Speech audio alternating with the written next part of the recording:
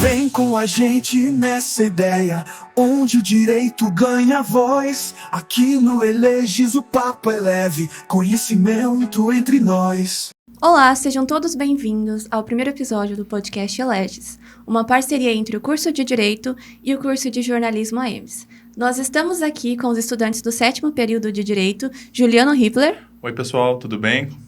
Natália Pereira. Oi, gente, tudo bem? E Vitor Paniago. Oi, gente, tudo bem? Eu, Letícia Maria, discente do curso de jornalismo, estarei aqui para mediar essa conversa. A gente, como estudante acadêmicos, é muito importante a gente ter esse espaço de diálogo. E são muitas questões que surgem na questão da economia verde. O nosso discurso hoje vai ser voltado ao agronegócio. E eu sei que tem muitos tópicos, mas antes da gente começar, vocês poderiam falar um pouco sobre o que é economia verde? Letícia, a economia verde é um conceito trazido conceito pela ONU de que hajam práticas sustentáveis de forma que o agronegócio e aqueles que produzem, e às vezes acabam gerando problemas ambientais, possam... É uma forma de equilíbrio entre a produção e o meio ambiente. É uma forma de preservação. Então, no quesito agro, desenvolver práticas agrossustentáveis. Então, ela busca reduzir os impactos ambientais, de forma que também haja uma certa produção. Mais ou menos um equilíbrio entre esses dois lados. Eles vão conciliando, né, a produção de novas plantações, de novos alimentos, até porque o agro é um conceito muito grande de trazer alimento para dentro das casas, dos familiares, para o mundo em si. Então, eles acharam um meio de conciliar tanto a preservação do meio ambiente, mas ainda assim manter a produção do agronegócio, sem afetar o meio ambiente diretamente. Sim, são as práticas sustentáveis, né? A gente tem vários exemplos. As energias renováveis também. Sim. No agronegócio, os produtores rurais, eles buscaram formas para conciliar e mesmo assim manter a produtividade. Um exemplo é o ILPF, que eles usam. Um exemplo, tem uma quantidade de hectare. Dentro daquele hectare, eles vão conciliando a pecuária, né, que é o gado, a questão da floresta, que é árvores nativas ou plantadas para ajudar o meio ambiente, e ainda as plantações que trazem o alimento, a soja, o milho, o arroz. Aí eles vão conciliando. Então, é um hectare que tem uma pluralidade de vegetação. Sim, não fica estagnado em uma coisa só. Exatamente. Isso é muito bom para o solo também. Com certeza. A gente vê, né, nas aulas. E a gente não pode esquecer que, diante de todo esse contexto do agronegócio, do meio ambiente, a gente não pode esquecer que isso não pode ser só um rótulo. Isso tem que acontecer realmente. As empresas também têm que adotar esse sistema para conseguir ajudar o meio ambiente a não degradar, acelerar o processo de degradação, que é o que vem acontecido como o famoso greenwash. Sim, esse é um termo que está tendo bastante popularidade na mídia, né? A gente vê muitas empresas se apropriando disso. Isso, porque, assim, algumas empresas dizem que são sustentáveis, têm seus produtos sustentáveis, mas na verdade é só uma máscara, é só um rótulo.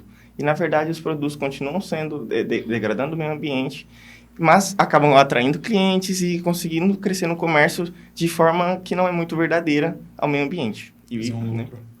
Visando lucro. Sim. Até porque a economia verde, o selo verde, né, está crescendo cada vez mais no mercado. Então, os consumidores estão buscando comprar produtos, alimentos que têm sido feitos de forma sustentável, que até vai fazer bem para a gente, né? Uma comida bem plantada, uma comida bem conservada, faz bem para o nosso organismo, para a nossa saúde. Então, muitas empresas, muitos produtores criam uma forma de colocar um selo para falar, a gente fez tudo sustentável para vender mais. Quanto mais vende, melhor para o lucro deles. Sim, isso é muito interessante que você tocou nesse assunto, na questão da qualidade também. Exatamente. Isso impacta a saúde do ser humano. A gente teve recentemente notícias sobre o café fake, não é verdade? Sim. Que era o café que, para conseguir ter mais... Volume, exatamente. Para ter mais volume, eles colocaram o quê? Em vez de moer os grãos de café, eles moeram também algumas outras coisas, como milho torrado. Serragem. Isso faz muito mal quando a gente para pensar, né? Sim.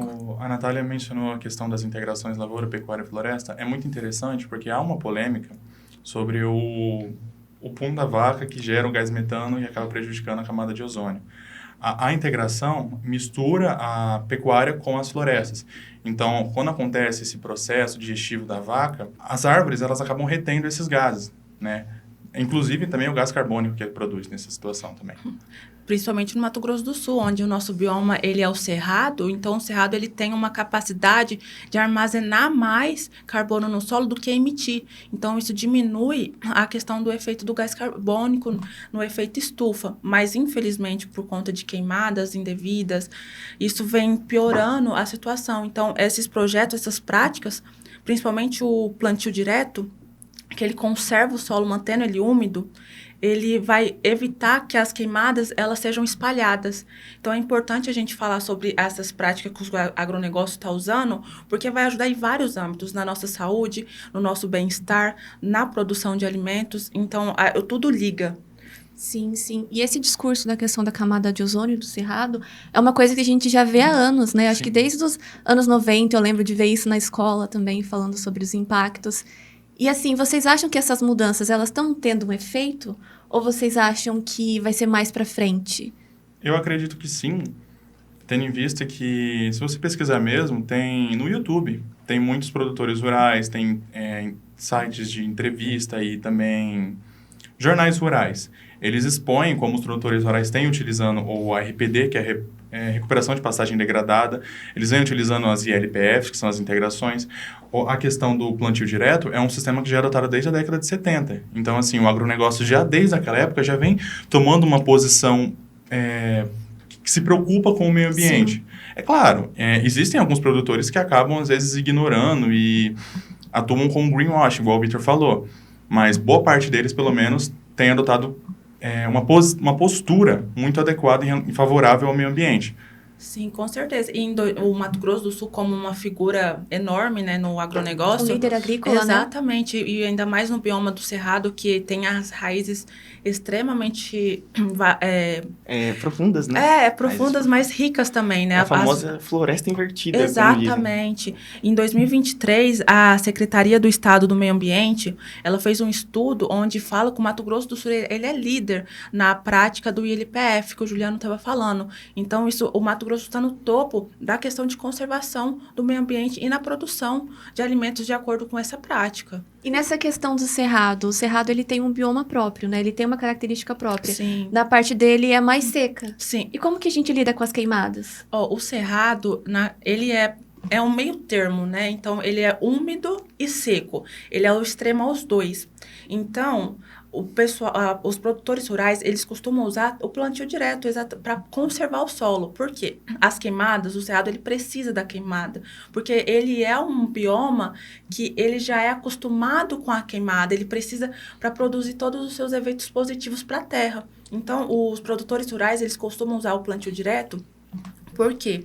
Eles usam a palhada da antiga cultura deles, da antiga plantação, para plantar uma nova plantação.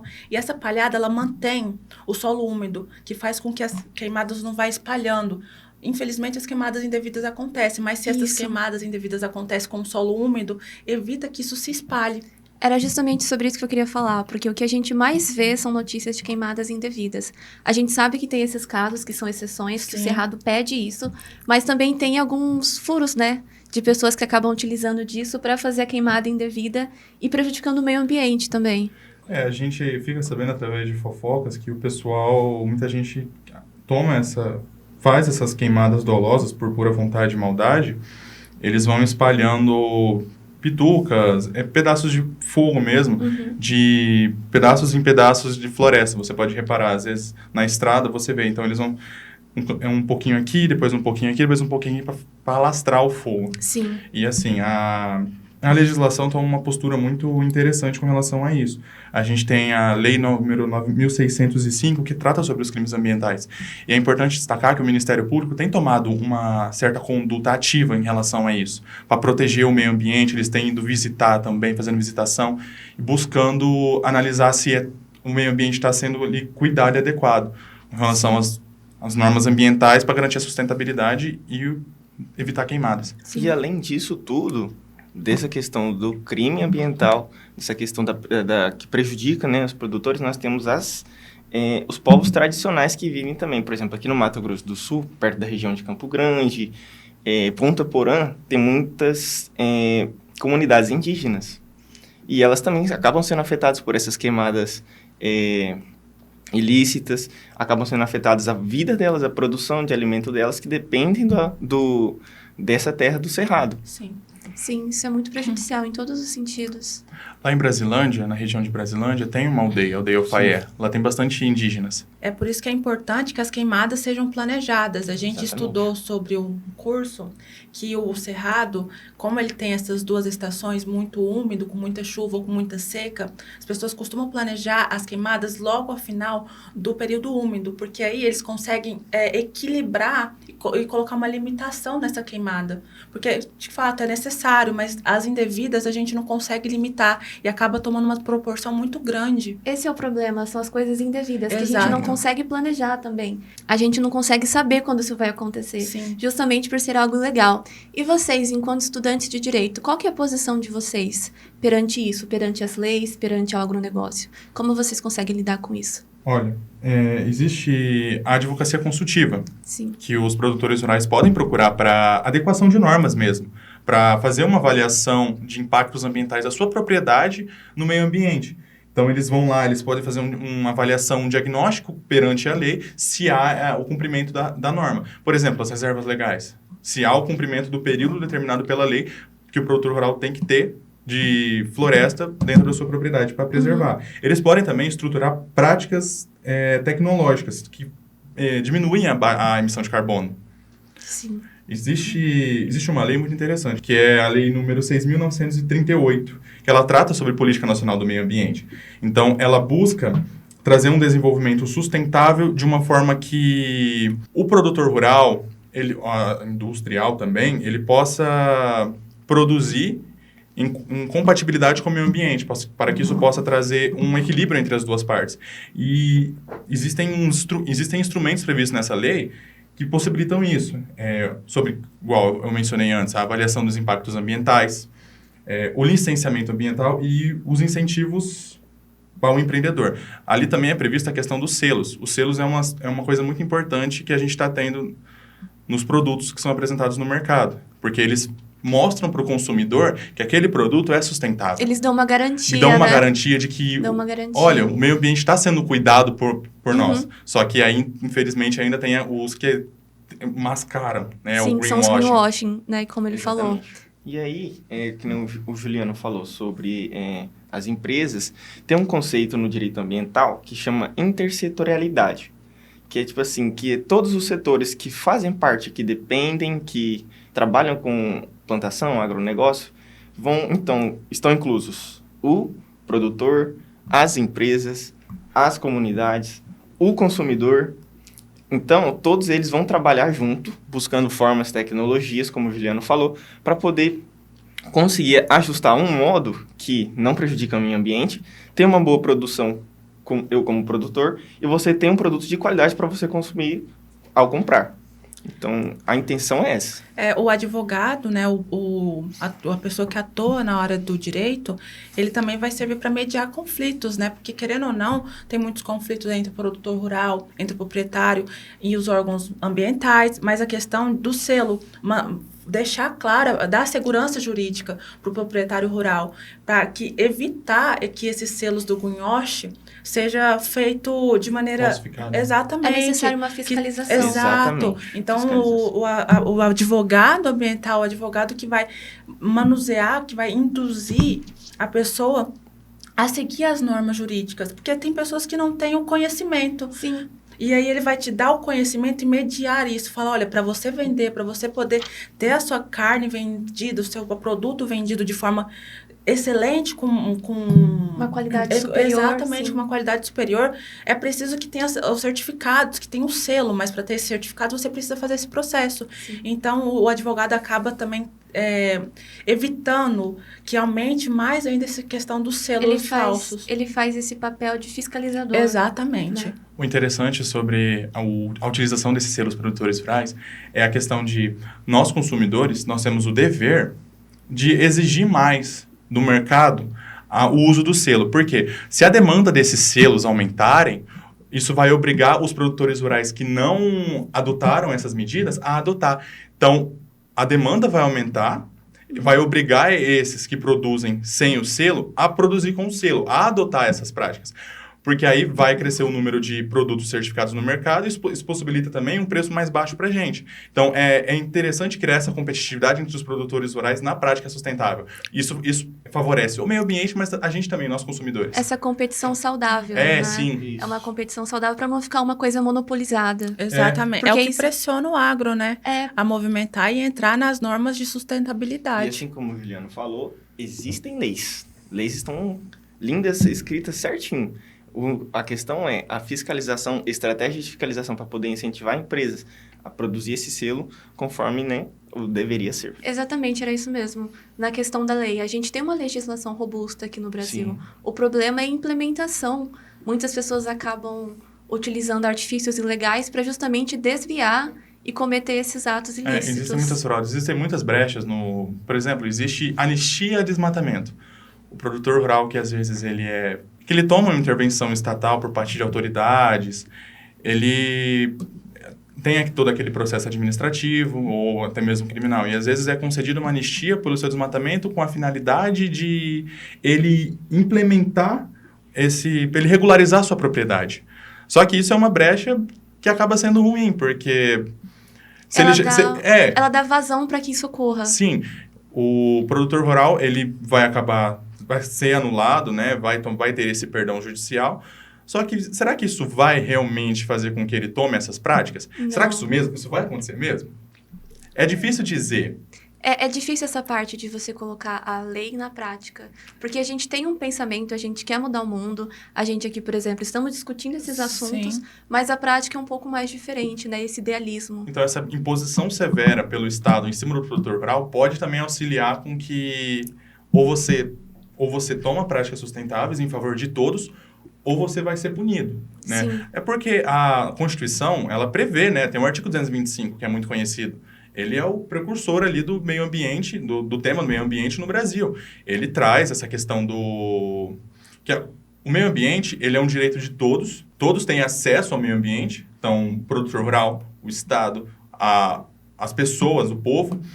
Então, mas também é um dever de todos ali cuidar também, preservar. Sim. E esse conceito do meio ambiente, ele vai contra o antropocentrismo, não é? Sim. Porque a gente tem a ideia de que o homem, ele é o ser supremo e o meio ambiente está aqui para poder suprir as necessidades dele. Mas não é bem assim na prática, Não, né? com A gente tem que certeza achar um equilíbrio. Porque, querendo ou não, o ser humano ele já impacta o meio ambiente. O problema é saber impactar menos. Exato. A gente tem que pensar ao longo prazo, porque hoje nós estamos aqui e o meio ambiente já não está nas melhores qualidades, mas daqui 20 anos, como que ele vai estar? Então, essas práticas sustentáveis, também pensando ao longo prazo, para que as futuras gerações tenham uma boa qualidade de vida. Então, como aquelas visões do direito ambiental que nós aprendemos? Nós temos 3 visões principais. Visão antropocentrista, né? Que é o homem no centro. Então, nós iremos ajudar o meio ambiente, nós iremos fazer tudo de forma sustentável, mas para nós mesmos, para que nós sejamos beneficiados. Que o meio ambiente supra as nossas necessidades. Aí temos a visão biocêntrica, que fala de todos os seres vivos, né? Tanto vegetação como animais mesmo. E temos a visão ecocentrista, que é todo o planeta, assim, mas no sentido de coisas não vivas, como a água, Sim. por exemplo. Então, nós temos que pensar, será que nós estamos fazendo só para nós mesmos, para nossa própria benefício? É preciso ter esse equilíbrio, né? Pensando justamente a longo prazo. Porque as futuras gerações, como que elas vão conseguir lidar com esse meio ambiente que já está parcialmente destruído? Exatamente. É questão de pensar no nosso próprio benefício, nossa própria necessidade. Indiretamente, a gente pensa no meio ambiente. Então, o meio ambiente ele vai estar sempre presente. Sim. Falar, eu penso só na necessidade humana. Sem o meio ambiente, você não tem o que suprir a sua necessidade humana. Você está com fome, você precisa do alimento. O alimento ele deve ser bem preparado. O oxigênio que a gente usa, tudo tem que ser de uma boa qualidade. Sim, sim. E aí que entra o agronegócio com esse pensamento sustentável, esse pensamento idealizado também, de certa forma, mas que a gente quer sempre que ele seja cada vez melhor. Sim. Não é idealismo, eu acho que é uma questão de necessidade. Sim. Eu acho que ter essa visão de que é impossível o agronegócio, é impossível a população tomar medidas sustentáveis, é mais uma necessidade pública e coletiva. Sim. Porque se a gente não cuidar agora, isso vai prejudicar nas gerações futuras, e eu acho que isso é um fato notório. O problema é que hoje em dia a gente tem... As pessoas, elas não tomam muita consciência. Elas assistem um vídeo de 2 minutos, ficam conscientes, eu preciso mudar. Passou 5 minutos, já muda essa visão. É uma coisa eufórica, já né? tá Elas descartada. esquecem. Mas é uma questão cultural, né, Juliano? Assim, porque é uma coisa que tem que estar vindo desconstruída para poder dar certo. Porque há muitos anos atrás, todos já pensaram em meio ambiente, mas ninguém faz na prática. É o que a gente sempre vê, por exemplo, a gente estuda desde o primeiro ano da escola, a gente vê falando sobre sustentabilidade, Sim. mas ninguém, de fato, coloca isso em prática. É uma preocupação que já tem há muitos anos. Olha, a Conferência de Estocolmo foi quando? A COP30, que vai A ser esse ano COP30 aqui no que vai ser Brasil. esse ano. Exatamente. Mas eu não acredito que seja um idealismo que o agronegócio não vem se preocupando. Eu acho que já seja uma realidade, que essa mudança ela já tá acontecendo. Sim. Infelizmente, vai ser uma mudança lenta. Gradual. Exato, porque que nem o Vitor falou, é algo que já vem de gerações passadas. Então, já é um pensamento que tem pessoas que não são tão flexíveis. Então, vai demorar um pouco para se acostumar. E por isso que o Estado tem que impor em cima desse proprietário rural que não é flexível, que não se preocupa, que é do jeito dele. Então, eu acredito que o agronegócio ele vem mudando. O agronegócio ele já está fazendo as suas práticas para tentar minimizar os seus impactos no meio ambiente, mas vai ser um processo lento. Porque, querendo ou não, o que já foi desgastado é uma enorme área. Então, para a gente tentar recuperar, vai ser lento. E para mudar a ideia que essa pessoa tem sobre a forma que ela está trabalhando, também é algo lento. Sim, mudar a concepção das pessoas. dos Exatamente. produtores. E nós ainda temos tempo para recuperar o meio ambiente, né? O Cerrado e as regiões amazônicas, elas têm se desenvolvendo bastante, elas vêm crescendo, né? Sim. Então, acredito que esse crescimento aliado com essas práticas sustentáveis, trazidas pelo ABC+, pelo programa ABC+, que é o programa ABC+, é aquele que traz a integração lavoura-pecuária, a recuperação de pastagens degradadas, entre outros tipos de mitigação desses danos ao meio ambiente, que, se integrados juntamente a esse crescimento econômico agropecuário nessas regiões que vem crescendo, igual eu mencionei o Cerrado e as regiões amazônicas, a gente pode sim desenvolver um meio ambiente saudável. Como a Natália falou, se o Estado utilizar o poder dele de soberania e intervir em propriedades, impor sanções a proprietários rurais que são negligentes nessa questão de... negligenciam essa questão do meio ambiente. E quando nós falamos impor, é impor mesmo. E a legislação, ela é bem coerente. Ainda que existam algumas brechas, ela vem sendo bem coerente. Você vê nas redes sociais mesmo, cada vez mais deputados estaduais, federais, vêm criando normas estaduais e federais para auxiliar, para poder preservar, para poder proibir determinadas práticas. A fiscalização também é algo que vem aumentando acerca da preservação. Sim. Com essa mudança, a gente vê que não é um idealismo. O agro ele está mudando e futuramente, assim, esperamos que nas próximas gerações o meio ambiente já tenha uma preservação bem maior. Sim, O interessante, você mencionou no começo a questão das energias renováveis. Você pode observar, muitas propriedades rurais, às vezes você passa em rodovias, você vê as propriedades rurais, elas têm utilizado da energia solar para abastecer a sua fazenda, né? Fazer a sua produção. Sim, a energia solar também, a eólica.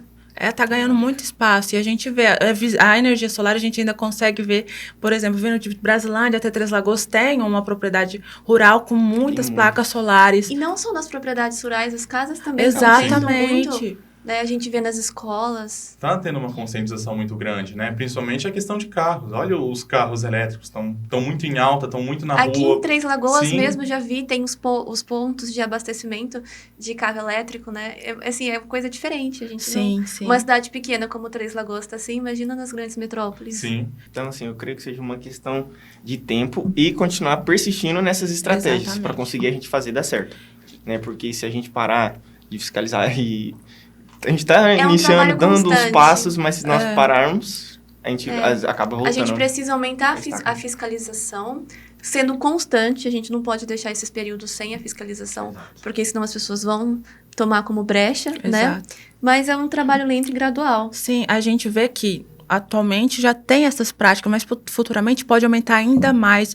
A tecnologia vai avançando, Sim, os as estudos novas vai avançando tecnologias. e vai criando novas práticas. E isso vai ser muito importante. Se já começou, imagina no futuro se isso continuar crescente. Se esse pensamento continuar constante. Exatamente. Só que a gente tem um problema muito grande. O alto custo dessas tecnologias, essa ciência custa muito caro para o produtor rural. Acredito que para o produtor rural que produz em grande quantidade, os grandes latifundiários, o uso dessa tecnologia é muito caro. Às vezes se torna inviável por conta que isso vai ser repassado para nós consumidores final. Então, eu acho que uma das formas que a gente pode passar essa ideia de idealismo para a possibilidade é a atuação estatal mesmo. Eles poderiam utilizar dos meios, dos poderes deles, para trazer incentivos fiscais, para facilitar com que essas tecnologias sejam acessíveis para o produtor rural, para que o custo tributário seja menos, E a seja gente não diminuído. sinta tanto, a gente como população consumidora não sinta tanto. Porque Porque a gente vê no mercado. Sim. Porque se tá caro para o proprietário, vai estar caro para o consumidor. Sim. É por isso que a gente tem um aumento da inflação, aumento dos preços no mercado do café. Por isso que eles estão utilizando de outras maneiras para poder preencher o volume, não é? Que nem a gente falou, a tecnologia está avançando, o conhecimento está avançando e nós precisamos, assim, criar estratégias mesmo para conseguir colocar não colocar na mente das pessoas, mas incentivar Sim. essas práticas, tentando não ter um alto custo, como diz o Juliano. É preciso ter esse incentivo. Então, assim, Porque sem incentivo a pessoa não muda. e como assim, a educação ambiental nas escolas já é um avanço, assim, muito grande que eu creio que seja vai ter muito bom proveito daqui a alguns anos, a gente vai ver os resultados. Sim. Muito boa a nossa conversa, muito educativa. É muito importante a gente, enquanto acadêmico, como eu falei, ter esse espaço de discussão para conversar, para debater, porque, querendo ou não, a gente está vivendo no mundo, a gente tem que pensar nas futuras gerações, em nós mesmos também, na nossa família, e como que a gente vai conseguir mudar se a gente não debater, se a gente não dialogar sobre esses assuntos. Eu tenho uma informação muito interessante. Um conclave da Igreja Católica foi eleito o Papa Leão XIV. E o que eu queria dizer é que ele tem uma postura muito ativa. Ele, como líder global, ele já fez menções à imprensa do Vaticano no ano passado. Então, ele demonstrou ter uma postura ativa com relação à preservação do meio ambiente. Ele fez essa entrevista na imprensa do Vaticano no ano passado e ele falou que a nossa relação com o meio ambiente ela não tem que ser alguma coisa tirânica, porque é atribuído a Deus para nós, pessoas, a preservação disso. Então, nós devemos viver com o meio ambiente em relação de reciprocidade, para garantir que isso seja... Então, é importante ver que tem líderes globais que realmente estão se importando e incentivando isso. Sim, Mas falta ainda medidas administrativas, propriamente do Estado, burocráticas, tributárias, para facilitar isso. Sim, porque querendo ou não, as pessoas falam que o Estado é laico. O Estado é laico. Mas a figura do Papa, ela tem uma importância muito grande. Muito. Então, querendo ou não, quando ele fala esse tipo de coisa, ele está fomentando ainda mais a conscientização. Ele tá incentivando, né? Ele está incentivando, isso é muito bom. Porque a gente pensa, se ele não tivesse esse pensamento, se ele fosse o contrário, se ele fosse a favor do desmatamento e coisas do tipo, ele estaria tirando esse equilíbrio, não é? Ele tem essa figura importante. Sim. Nós temos que pensar que esses líderes globais, eles têm que adotar uma postura, acredito que mais biocêntrica. Sim. Né, na questão das visões que o Vitor falou Saindo antes. do antropocentrismo e indo pro biocentrismo. Mas também não chegando à extremidade do ecocentrismo. Eu acho que isso assusta um pouco as pessoas. E talvez medidas públicas com essa visão, às vezes sejam extremas, possa de fato prejudicar as pessoas que produzem, pode prejudicar a economia. E foge um pouco também desse ponto da economia verde. A economia verde é um equilíbrio. Sim. É um equilíbrio entre a produção e a preservação. Então, nós temos que ter algo mais centrado, algo mais moderado, para que esses dois fatores que podem ser antagônicos ou não, eles se juntem. Como eu posso dizer, em um benefício só. A pessoa não pode ver como duas partes distintas, né? Como duas polaridades. Porque um é de um lado, outro é do outro. Não, tem que ser uma coisa equilíbrio. Sim. Nada muito radical, porque Sim, mudanças radicais são impossíveis de se fazer. A finalidade do conceito da economia verde é esse. O equilíbrio. É o equilíbrio. Exatamente. Fico muito feliz com a nossa conversa, foi muito produtiva. Obrigada pela participação de vocês. A gente que agradece. Espero que a gente possa ter mais episódios comentando sobre assuntos assim, que são assuntos que estão sempre em pauta, querendo ou não, que nem eu falei do COP30, que está acontecendo no Brasil. É uma coisa que vem sendo muito discutida. Belém do Pará. Em Belém do Pará. E é muito interessante a gente, como acadêmicos, ter esse pensamento voltado para isso. Porque quando a gente sair da faculdade, a gente vai... a gente já está vivendo no mundo, mas a gente vai atuar também. Sim. Então, é muito bom saber preservar. Muito obrigada pela participação de vocês. Obrigada. Obrigado. Vem com a gente nessa ideia, onde o direito ganha voz. Aqui no Eleges o papo é leve, conhecimento entre nós.